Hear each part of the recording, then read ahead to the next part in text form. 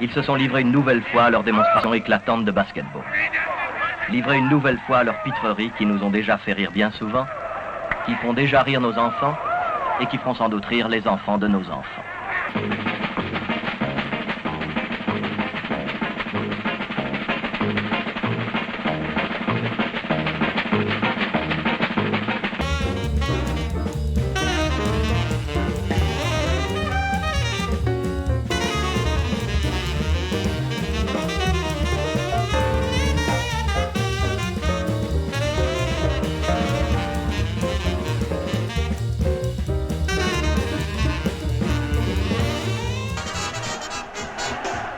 Les prestigieux basketteurs noirs des Harlem Globetrotters sont revenus à Paris pour présenter au Palais des Sports leurs splendides culottes de soie rayées et aussi leurs 1001 tours de passe-passe.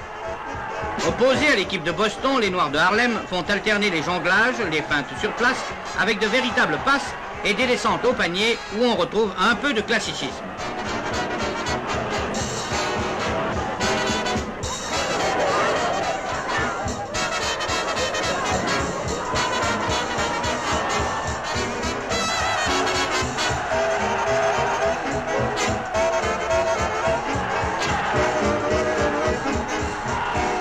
Puis le feu d'artifice recommence et la balle paraît se piquer au jeu et devenir complice. C'est proprement ébouriffant et mieux vaut pour le reporter rester bouche bée et attendre que le tableau d'affichage vienne faire le point.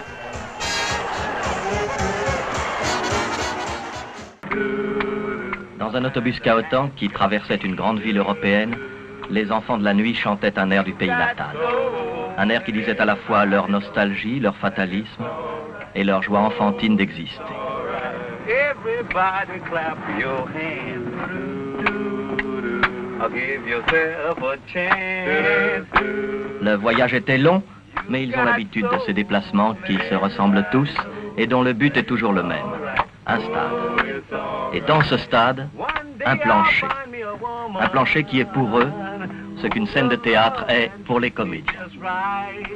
Depuis des années, le numéro des Harlem Globetrotters réjouit les spectateurs du monde entier, qui n'en sont plus à se demander s'il s'agit de sport ou de music-hall, mais qui savent qu'ils en auront pour leur argent.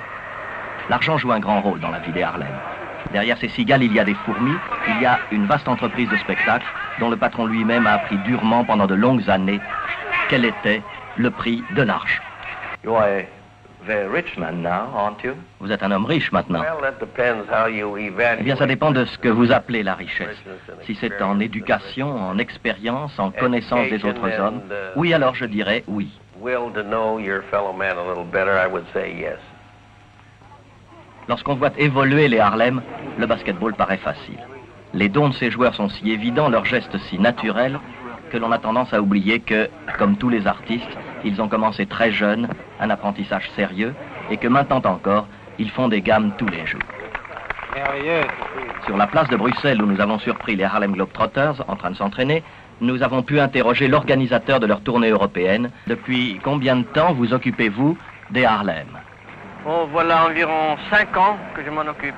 C'est une bonne affaire, je crois, maintenant, les Harlem. Oui, quand même, il y a longtemps. Notre premier match, on avait $75 de recettes. Et il y a l'année passée, on a fait quand même à New York, au Madison Square Garden, 70 000 de dollars. Maintenant, les Harlem sont des gens riches, presque des bourgeois. Presque ainsi, oui.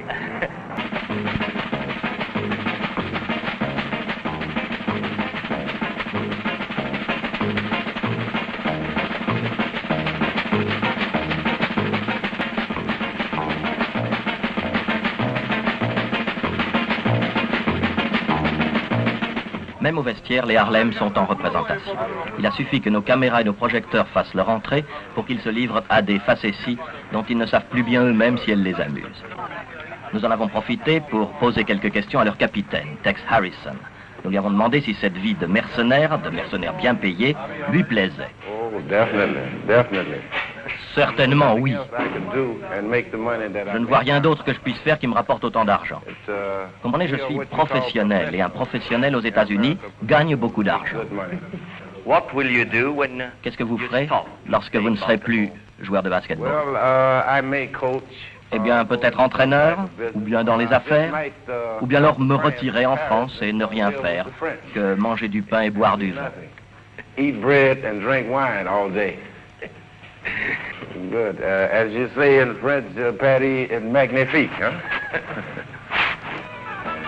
C'est lorsqu'ils ont perdu conscience de notre présence, ils ont oublié la caméra, que les Harlem sont redevenus naturels et que nous avons pu avoir l'impression de les découvrir sous leur vrai jour. Comme tous les artistes en tournée, ils ont cherché à tuer le temps. Et comme eux sont des joueurs nés, c'est par le jeu qu'ils meublent les temps morts dont leur existence bohème est emplie.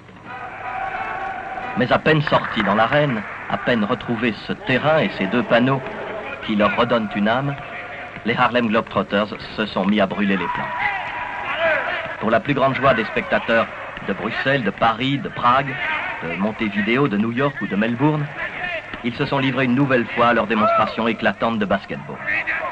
Livrés une nouvelle fois à leurs pitreries qui nous ont déjà fait rire bien souvent, qui font déjà rire nos enfants et qui feront sans doute rire les enfants de nos enfants.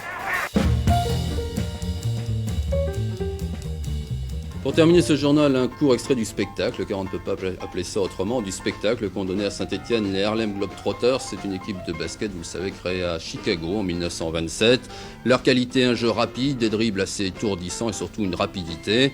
Depuis 1927, cette formation a tracé les grandes lignes du basket moderne. En 50 ans, 82 millions de spectateurs sont venus les applaudir. Ils sont actuellement en tournée dans la région. Ils ont été applaudis par plus de 100 millions de spectateurs dans le monde entier. Ils disputent près de 400 rencontres chaque saison. Ils sont encore l'attraction sportive la plus connue sur tous les continents. Et ils seront ce soir à 20h en démonstration à la salle Lawson Body de Poitiers. Ce sont bien évidemment les Harlem Globetrotters, les rois du basket spectacle, capables des plus étonnantes facéties comme des plus incroyables exercices d'adresse, à ne manquer sous aucun prétexte. En attendant, le journal du Poitou-Charentes vous offre quelques secondes de plaisir.